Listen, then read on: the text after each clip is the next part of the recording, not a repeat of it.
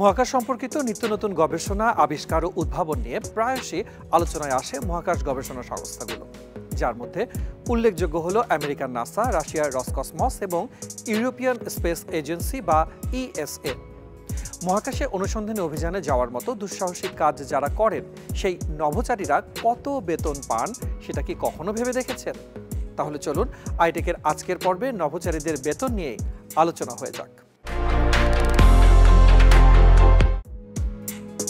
নাসার official website থেকে প্রাপ্ত তথ্য অনুযায়ী তাদের নভোচারীরা প্রতি বছর $1,52,258 মার্কিন ডলার পেয়ে থাকেন। এটা অবশ্য তাদের বেসিক পেয়ের উপরে অন্যান্য ভাতা ও সুযোগ সুবিধাও প্রদান করা হয়।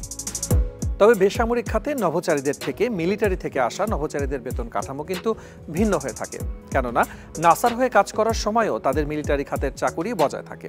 ফলে তারা মিলিটারির অ্যাক্টিভ ডিউটি স্ট্যাটাস অনুযায়ী বেতন ও অন্যান্য সুযোগ সুবিধা পেয়ে থাকেন। প্রিয় নম্বর সেট করে বিকাশে সেন্ড মানি করুন ফ্রি। নাসার নভোচারীদের তুলনায় ইউরোপিয়ান স্পেস এজেন্সির নভোচারীদের বেতন কিছুটা কম হয়ে থাকে, তবে তাদেরকে বেতনের উপরে কোনো আয়কর দিতে হয় না। শুরুতে প্রশিক্ষণরত একজন নভোচারী A2 গ্রেডের অধীনে মাসে 5,000 পাউন্ড থেকে শুরু করে 6,200 ইউরোর মতো বেতন পেয়ে থাকেন। বাংলাদেশি মুদ্রায় সংখ্যাটি 7,92,000 থেকে শুরু করে 8,33,000 টাকার মতো। বেসিক প্রশিক্ষণ সম্পন্ন করার পর তারা A3 গ্রেডে বেতন পেয়ে থাকেন।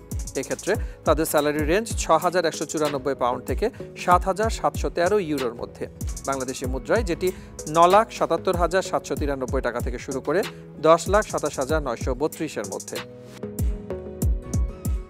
নভোচারীদের বেতন A4 গ্রেডে উত্তীর্ণ হওয়ার পর তারা বেতন পান 7,199 পাউন্ড থেকে শুরু করে 8,964 ইউরো, যেটা বাংলাদেশি মুদ্রায় রূপান্তর করলে দাঁড়ায় 11,36,000 থেকে শুরু করে 11,94,000 টাকা। রাশিয়ার এবং সাবেক সোভিয়েত ইউনিয়নভুক্ত দেশগুলোর নভোচারীদেরকে অ্যাস্ট্রোনটের পরিবর্তে কসমোনট নামে ডাকা হয়। নাম যাই হোক, বেতন কাঠামোর দিক দিয়ে পশ্চিমা নভোচারীদের তুলনায় রসকসমসের নভোচারীদের বেতন অনেকটাই কম। তবে সাম্প্রতিক সময়ে অভিজ্ঞদের বেতন 50% এবং প্রশিক্ষণরতদের বেতন 70% বৃদ্ধি করা হয়েছে বলে রাশিয়ার সংবাদ সংস্থা টাস এর পক্ষ থেকে জানা গেছে।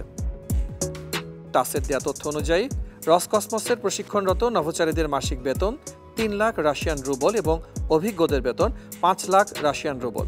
বাংলাদেশি মুদ্রায় রূপান্তর করলে প্রশিক্ষণার্থীদের মাসিক বেতন হয় 3,91,000 টাকা এবং অভিজ্ঞদের 6,52,000 টাকার মতো। এই ছিল আইটেকের আজকের পর্বে, সাথে ছিলাম মুজাহিদুল ইসলাম। কেমন লেগেছে কমেন্ট করে জানাবেন, সেই সাথে শেয়ার করতে ভুলবেন না। আর চোখ রাখুন ইন্ডিপেন্ডেন্ট ডিজিটালে।